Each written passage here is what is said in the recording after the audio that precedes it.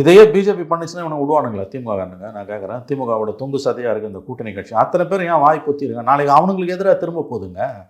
இந்த டேட்டா வச்சு திமுகவோட மேலாதிக்கம் என்பது ஒட்டுமொத்த தமிழ்நாடு மேலே நிறுவப்பட போகிறது. அப்போ இன்னைக்கு கூட்டணி கட்சியில் இருக்கும், நாளைக்கு எதிர்கட்சியில் இருப்பான்.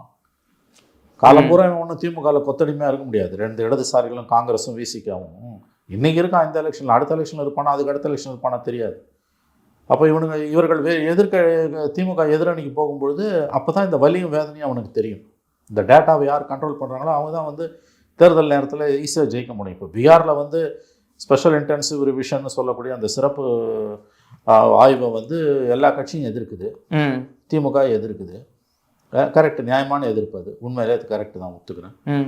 ஆனால் அதே மாதிரி தான் வந்து பல அரசாங்க எந்திரத்தை பயன்படுத்தி நீங்கள் டேட்டாவை கலெக்ட் பண்ணுறதும் தப்பு இல்லை.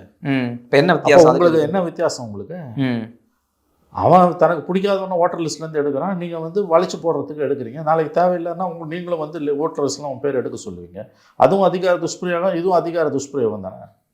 மோடி கவர்மெண்ட்டு எலெக்ஷன் கமிஷனை கைப்பாவையாக வச்சு எல்லா வேலையும் செய்யுதுன்னு நீங்கள் சொல்லக்கூடிய குற்றச்சாட்டு உண்மை. ஆனால் நீங்கள் இங்கே பண்ணக்கூடிய இந்த டேட்டா திருடுற வேலையை யார் என்ன பண்ணுறது?